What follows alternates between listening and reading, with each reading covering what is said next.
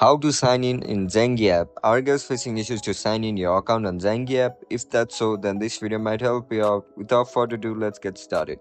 First of all, open Zangi app on your mobile device. In order to sign in into your account, you need to create an account first. If you don't know how to create an account on Zangi, then make sure to check out our guide on how to do it. Once you create your account, now tap on sign in button. Over here, you need to write down your Once you write down your account number, click on continue. Over here, you need to write down your password. Now click on continue. Now again tap on continue. And that's it, guys. That's how we're gonna get sign in on our Zangi app. If you guys found this video helpful, don't forget to like, share and subscribe to our channel. See you in the next one.